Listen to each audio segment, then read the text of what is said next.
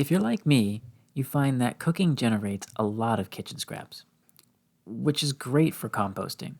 But if you're also like me, maybe you often forget to take the scraps out on a regular basis or find it hard to get up the motivation to trudge through the snow to the garden or out to the compost pile in the middle of winter. So I recently came across this machine called Mill that grinds up and breaks down kitchen scraps. So today's video is going to be a little bit different. Instead of going outside and talking about composting, I'm going to do a bit of an unboxing of this machine.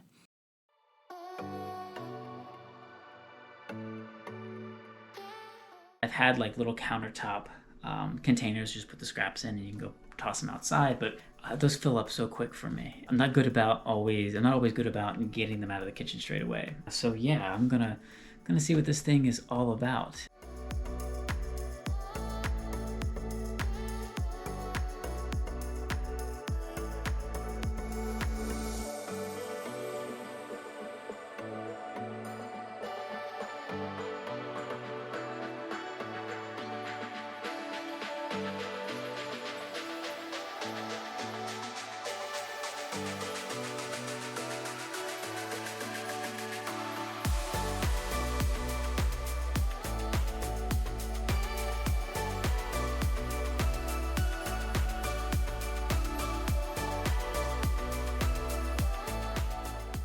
Okay, so how does this work? Basically, it takes your kitchen scraps and runs them through this heating and grinding mixing cycle. I have it set to run once a day. You control it with an app, and it does its thing. And when it's full, you can take it out to your garden. The cool thing is this machine takes a lot of different things, including meat and bones. The app has a really good library to tell you what you can and can't put in it.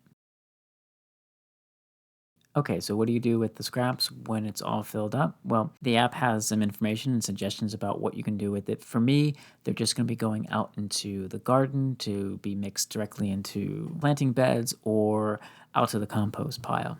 When it's time to empty the bin, you just lift it out and then mix the grounds into the soil or put it on the compost. It comes out as completely dry grounds, all ready to be mixed into the soil. So how's it going so far? I've had it going for about 6 or 7 weeks now, and I've only needed to empty it once. The app says I've gone through more than 40 pounds of kitchen waste.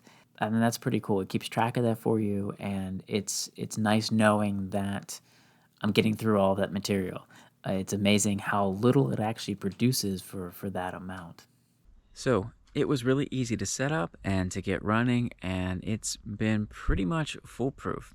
I think it's definitely going to improve the amount of composting that I'm able to do, so I'm really excited about that. Hope you found this video interesting. I will post some more updates here and there about how the composting is going. Next week, I'll be back outside taking care of the dahlias and the tropicals, bringing them in to store for the winter before it gets too cold. Until next time, thank you so much for watching and happy gardening.